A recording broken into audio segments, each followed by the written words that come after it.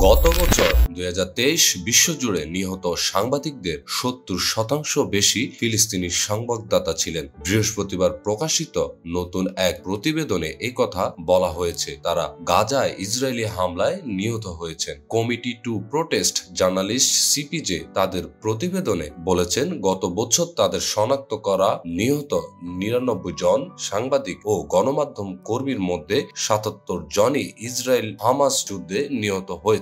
সিপিজের প্রধান নির্বাহী কর্মকর্তা জোডি গ্রিন্সবার্গ ভয়েস অব আমেরিকাকে বলেছেন, এটি নজিরবিহীন। আমরা সম্পূর্ণরূপে ফিলিস্তিনি সাংবাদিকদের উপর নির্ভরশীল। তারা গাজা থেকে আমাদের কাছে সংবাদ এবং তথ্য পৌঁছে দেওয়ার জন্য কেবল যুদ্ধের উপর প্রতিবেদন করছেন না, বরং যুদ্ধের মধ্যে বসবাসও করছেন। ইসরায়েল হামাস যুদ্ধের সাংবাদিকদের হত্যার ঘটনায় ২০২৪ সালে অব্যাহত রয়েছে। সিপিজের তথ্য অনুযায়ী চলতি বছরের ১৪ ফেব্রুয়ারি পর্যন্ত আরো ১১ জন ফিলিস্তিনি সাংবাদিক নিহত হয়েছেন। গ্রিন্সবার্গ বলেন, সাংবাদিকদের একটি কারণেই হত্যা করা হয়েছে এবং কারণটি হলো যে কাজটি আমরা করি সেটি গুরুত্ব রাখে। গ্রিন্সবার্গ বলেন, সাংবাদিকদের হত্যাকারীদের জবাবদিহিতার আওতায় আনার ব্যর্থতা এবং যে পরিবেশে সাংবাদিক হত্যা অব্যাহত রাখা হচ্ছে তার মধ্যে সুস্পষ্ট যোগসূত্র রয়েছে। ক্যামেরুনে গত বছরের অন্যতম ভয়াবহ সাংবাদিক হত্যাকাণ্ডের অপরাধী